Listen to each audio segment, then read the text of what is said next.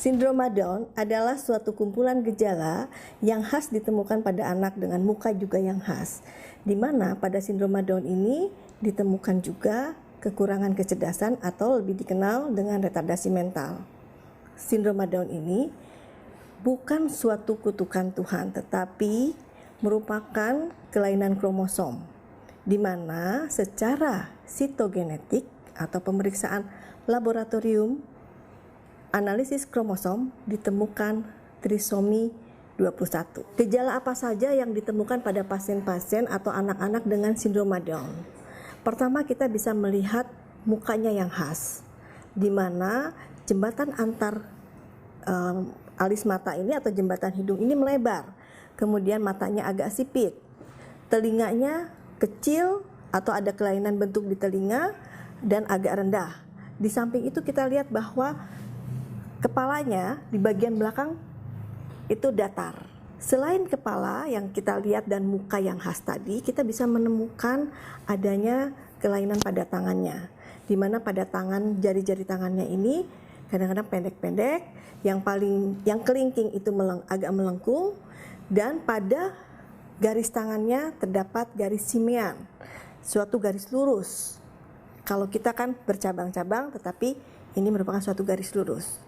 Selain dari itu, pergerakan anak-anak dengan sindroma Down itu juga sangat ototnya agak lemah, jadi kurang kuat. Itu yang bisa ditemukan pada bayi atau anak dengan sindroma Down. Stimulasi dini atau intervensi dini bertujuan untuk mengoptimalkan atau memaksimalkan kemampuan dari pasien-pasien atau anak-anak dengan sindroma Down. Seperti kita ketahui bahwa pada sindroma Down, selain kelainan fisik, dapat diketemukan kelainan perkembangan. Untuk melakukan intervensi ini, dapat dilakukan konsultasi ke ahlinya, apakah itu ke dokter rehabilitasi medik, dan perlu juga dukungan dari psikolog. Untuk melakukan tindakan-tindakan apa yang dibutuhkan oleh pasien, itu sangat spesifik. Tidak bisa semua pasien atau semua bayi ini mendapat terapi yang sama. Tentunya ada tips-tips tertentu dalam melakukan tindakan terapi atau stimulasi dan intervensi dini tadi.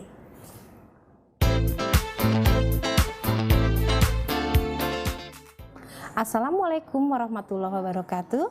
Salam sejahtera. Perkenalkan, nama saya Woro Murti. Saya fisioterapis tumbuh kembang anak dari Rumah Sakit Harum dan Klinik Tumbuh Kembang Anak Pela 9.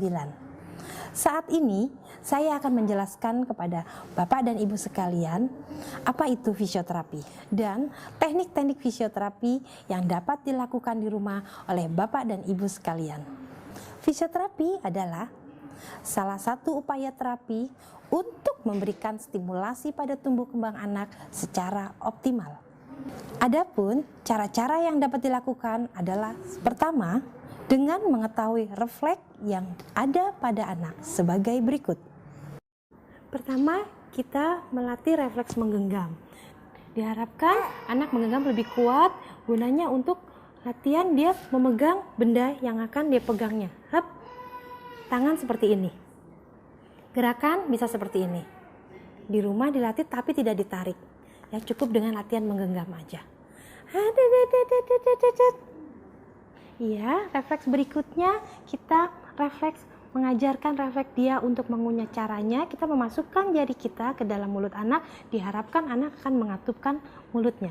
Dan seperti ini contohnya. Ya, dan dia langsung tidak mau, coba lagi. Ya, dia akan menghisap seperti ini. Ya, gunanya untuk dia mengunyah pelajaran selanjutnya. Kemudian kita mengetes ref untuk menghisap puting susu. Caranya kita mendekatkan tangan kita ke sini dan dia akan mencari seperti ini. Ya, lagi sayang. Nah, kita melihat dia mencari menguber puting susunya. Ini akan berguna untuk dia menghisap ASI-nya. Refleks berikutnya kita mengetes refleks kejut pada anak. Caranya kita dengan angkat, kemudian kita jatuhkan kepalanya ke belakang dan dia akan mempertahankan posisinya. Ya, sekali lagi saya coba. Iya, seperti ini dia akan bertahan pada posisi tengah. refleks berikutnya kita akan melihat refleks ATNL dan STNR yang berguna untuk latihan berguling. Caranya, tengokkan kepala bayi ke satu sisi, dia akan melihat sisi yang panjang dan dia akan terputar seperti ini. Ya, kembali saya ulang. Tengokkan kepala bayi pada satu sisi. Iya sayang. Iya. Iya sayang. Sebentar. Iya. Oh. Nah, terjadilah dia akan berputar seperti ini. Ini refleks-refleks ini berguna sekali untuk latihan berguling. Kalau ASTNR tidak terkembang dan tidak terkembang, ini akan sulit untuk latihan berguling. Kemudian, refleks ATNR, bila kita rentangkan bayi, kemudian kita tekuk kedua kakinya, dia akan memanjangkan kedua bagian tubuh bagian atasnya. Bila kita luruskan, dia akan menekuk pada bagian atasnya. Jadi berlawanan. Bila kita tekuk ini, dia akan meluruskan ke sini, dan bila kita luruskan ini, dia akan menekuk seperti ini. Berikutnya adalah positive supporting reflex. Caranya kita memegang bayi kita begini, kita sentuhkan kakinya ke bawah, dan dia akan mengangkat kedua tungkainya. Kedua, kita dapat melakukan masaj pada tubuh anak sebagai berikut. Berikutnya, pemberian stimulasi dengan masaj pada anak. Ini sangat nyaman.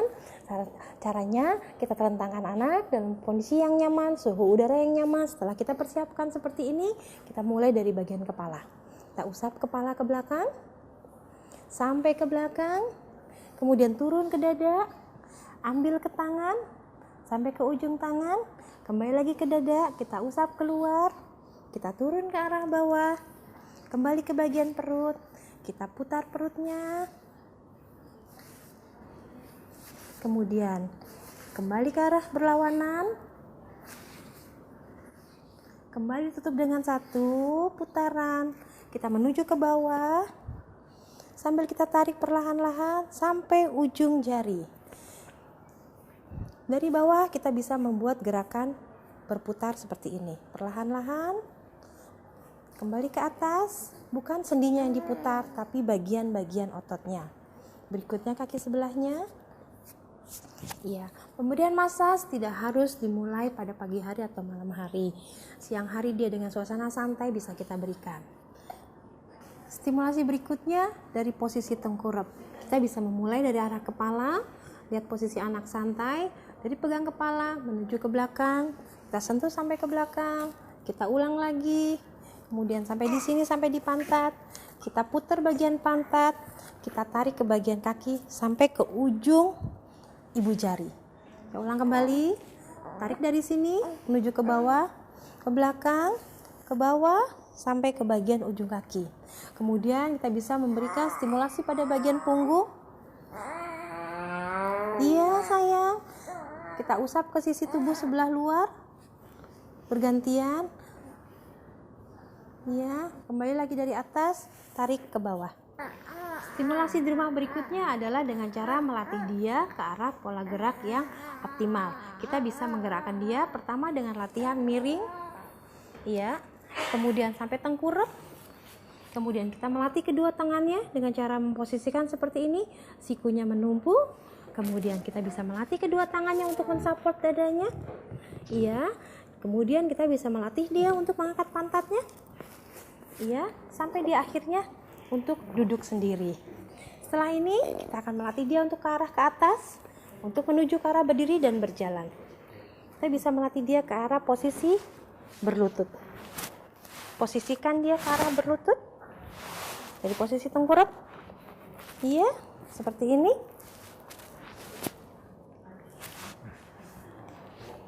Kemudian dia berdiri dan akhirnya kita melatih dia dalam posisi tegak seperti ini. Demikian bentuk-bentuk latihan fisioterapi yang sudah saya sampaikan. Semoga dapat bermanfaat dan dapat diterapkan di rumah. Assalamualaikum warahmatullahi wabarakatuh. Perkenalkan, nama saya adalah Pipit Puspitasari. Saya bagian dari tim edukasi di Debita. Saat ini saya akan menjelaskan kepada Bapak Ibu sekalian mengenai teknik-teknik terapi yang mungkin bisa dilakukan di rumah. Di antaranya, teknik terapi yang akan dijelaskan di sini adalah pertama, terapi wicara, kemudian yang kedua adalah okupasi terapi. Di dalam okupasi terapi meliputi sensori integrasi. Di sini saya akan menjelaskan mengenai terapi wicara yang mungkin bisa dilakukan oleh orang tua yang memiliki anak Down syndrome di rumah. Di antara teknik yang akan diberikan yaitu yang pertama adalah melakukan stimulus sensori. Stimulus sensori di sini fungsinya untuk memberikan input atau pengalaman sensoris yang merupakan teknik untuk merangsang supaya pergerakan motoriknya menjadi lebih baik. Sensorik merupakan dasar dari terjadinya satu gerakan. Teknik yang bisa dilakukan pertama, melakukan masas dan menggunakan tangan kosong. Bapak Ibu bisa melakukannya dengan cara menyentuh-nyentuh di daerah tangannya, kemudian ke daerah wajahnya. Tujuannya sama, semuanya untuk stimulasi sensori.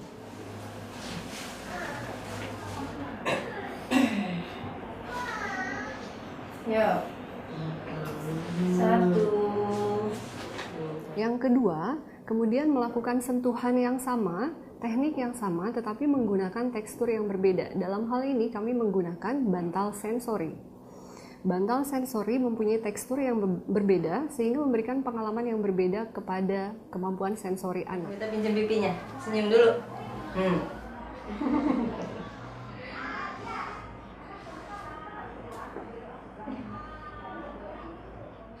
Kemudian yang ketiga, menyentuh tangan dan wajah dan menggunakan sikat. Sikat yang digunakan adalah sikat yang halus yang tidak akan melukai kulit anak. Sikat ini tujuannya sama, yaitu untuk memberikan pengalaman, sentuhan dan tekstur yang berbeda kepada otak anak sehingga nanti ototnya menjadi lebih berkembang. Lagi. Pintar. Yang keempat yaitu menyentuh tangan dan muka dengan vibrator.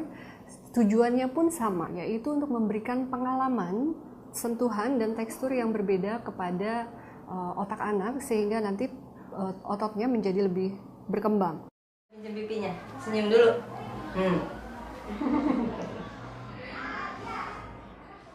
Dan yang terakhir yaitu dengan menggunakan es. Es dalam hal ini mewakili temperatur sehingga kemampuan sensori bisa berkembang menjadi lebih baik. Siap. Dingin. Dingin. Dingin. Bawahnya. Pipi. Satu lagi. Pada bagian ini, saya akan menjelaskan mengenai masas pada area wajah. Pada anak-anak Down syndrome, tidak jarang mengalami hipotonus atau kelemahan pada pergerakan otot-ototnya, pada kekuatan otot-ototnya.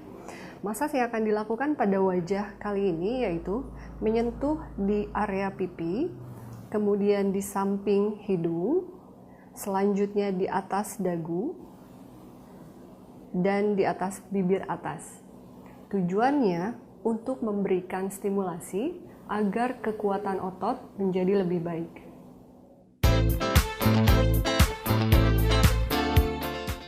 Pada bagian berikutnya, teknik yang dilakukan adalah untuk memberikan stimulasi dan penguatan pada otot-otot mulut bagian dalam. Alat yang akan digunakan di sini yaitu sikat karet, dan yang kedua adalah sebuah alat karet yang bertujuan untuk melatih kekuatan mengunyah yang sifatnya non-feeding. Kemudian yang terakhir, latihan mengunyah dengan menggunakan media makanan. Pada latihan yang digunakan dengan menggunakan sikat karet, area yang dimasas adalah area pipi bagian dalam dan permukaan lidah. Satu lagi. Pinter. Pinter. Pinter.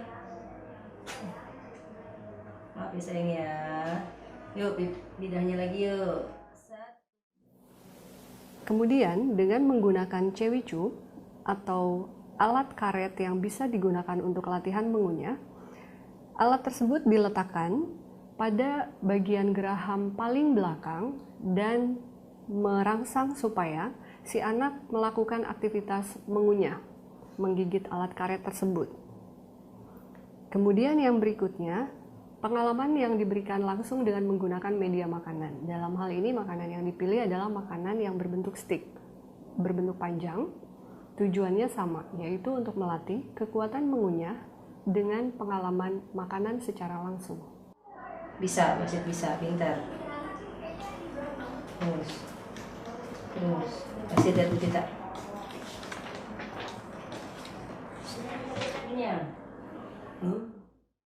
Latihan berikutnya yang akan dilakukan yaitu latihan pernafasan. Pernafasan merupakan generator untuk berbicara.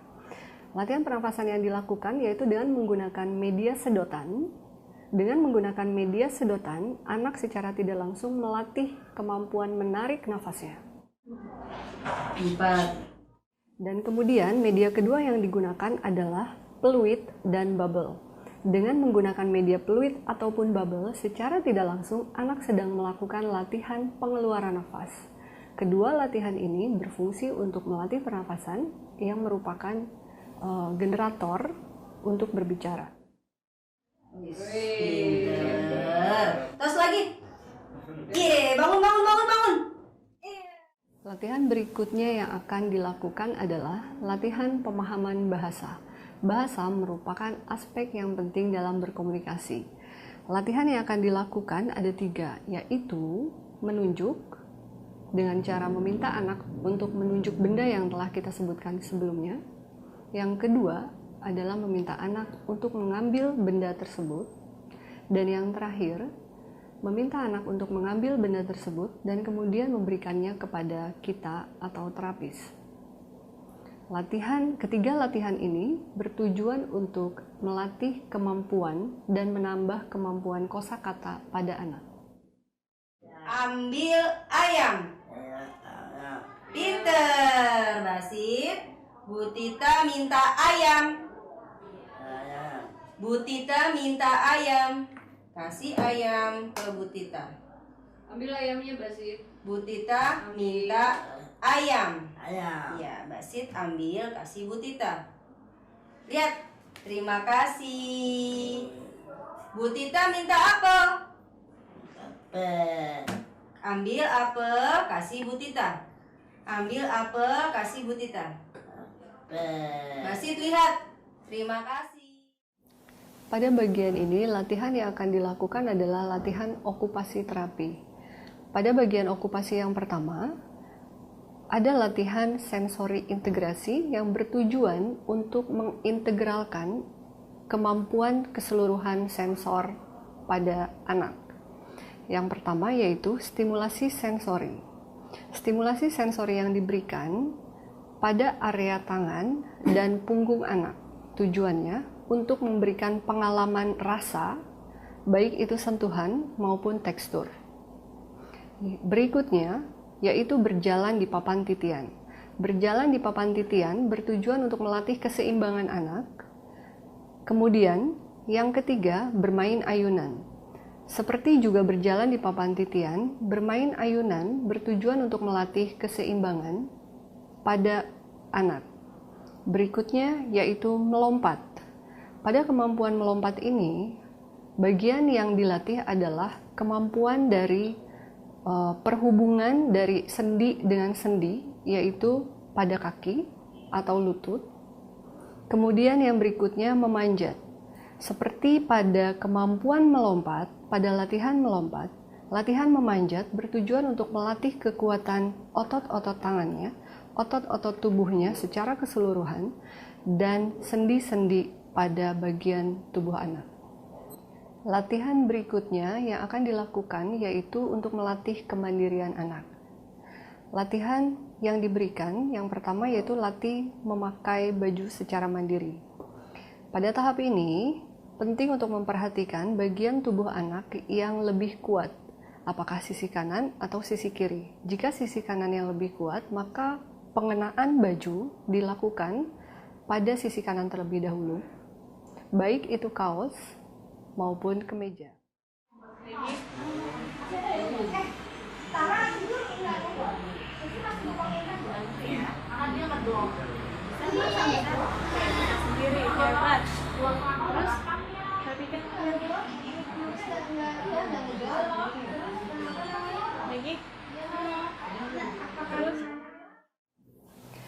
Yang berikutnya yaitu mengenakan celana.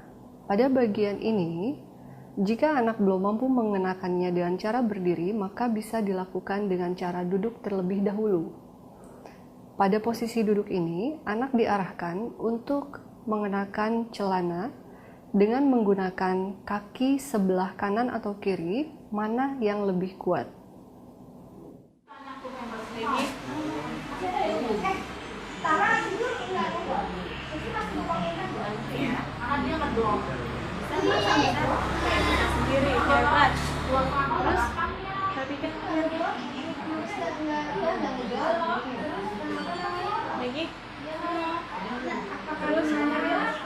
Selanjutnya, yaitu mengenakan sepatu. Sepatu yang digunakan di sini adalah sepatu dengan jenis velcro atau lem, bukan sepatu tali. Anak diarahkan untuk mengenakan sepatu. Latihan terapi okupasi pada tahap berikutnya yaitu untuk persiapan pra-akademik. Pra-akademik dalam hal ini adalah persiapan untuk menulis. Latihan yang akan dilakukan yaitu bermain puzzle, bermain menara donat, dan memindah-mindahkan benda. Ketiga latihan ini bertujuan untuk melatih motorik halus pada tangan anak. Bermain puzzle berfungsi untuk melatih anak memegang benda dengan lebih stabil. Begitu pula dengan bermain pada menara donat. Berlatih untuk memindah-mindahkan benda, melatih kemampuan otot anak dalam kekuatannya memegang benda. Berikutnya yaitu latihan wiring atau menggunakan alur kawat. Di sini bertujuan agar anak mampu melakukan gerakan bergelombang yang nanti untuk kepentingan belajar menulis. Kemudian, latihan mewarnai dan menggambar bentuk atau pola, yang kaitannya tentu untuk persiapan pre-akademik pada kemampuan menulis. Demikianlah latihan yang dapat Bapak Ibu lakukan di rumah, yaitu latihan terapi wicara dan okupasi terapi. Namun, perlu untuk diperhatikan bahwa video panduan ini tidak untuk menggantikan peran terapis wicara maupun okupasi terapis. Akan lebih baik jika Bapak dan Ibu bisa menemui tenaga ahli yang berkompetensi untuk berkonsultasi terlebih dahulu mengenai latihan-latihan yang akan diberikan kepada anak Bapak Ibu sekalian. Karena pada teknik-teknik latihan tertentu tentu memiliki resiko. Nah, untuk mengenali resiko itu tentu akan lebih baik jika Bapak Ibu berkonsultasi terlebih dahulu. Demikian yang dapat kami sampaikan, semoga dapat memberikan manfaat kepada Bapak Ibu sekalian agar anak-anak Bapak dan Ibu sekalian bisa berkembang dengan lebih optimal.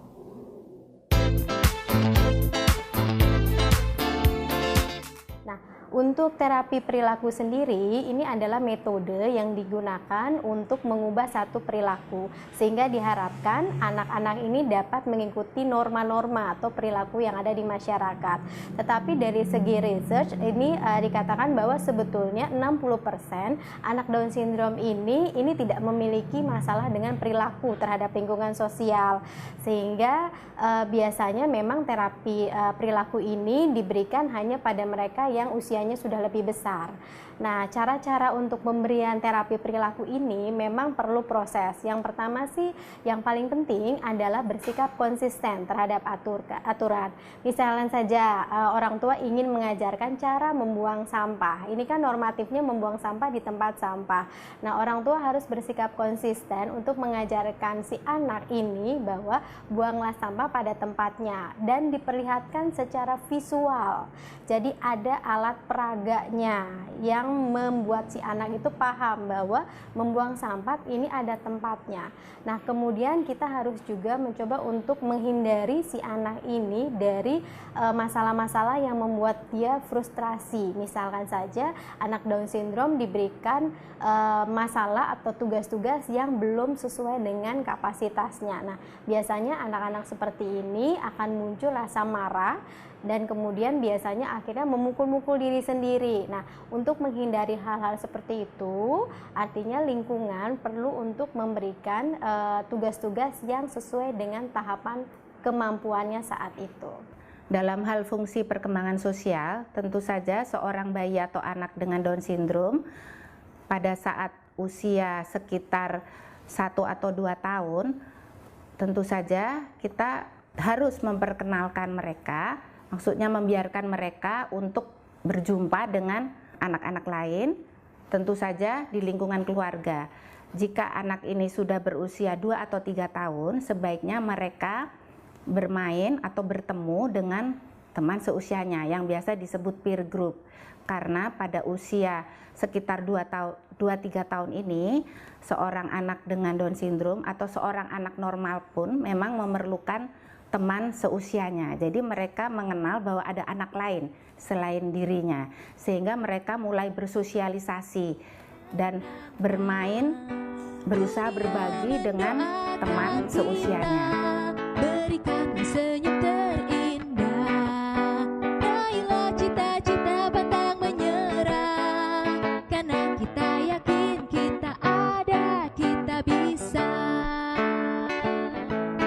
kita bisa. Dunia mendoakan kita, berikan senyum terindah, raihlah cita-cita, pantang menyerah, karena kita yakin kita ada. Dunia mendoakan kita, berikan senyum terindah, raihlah cita-cita, pantang menyerah, karena kita yakin kita ada, kita bisa, kita bisa.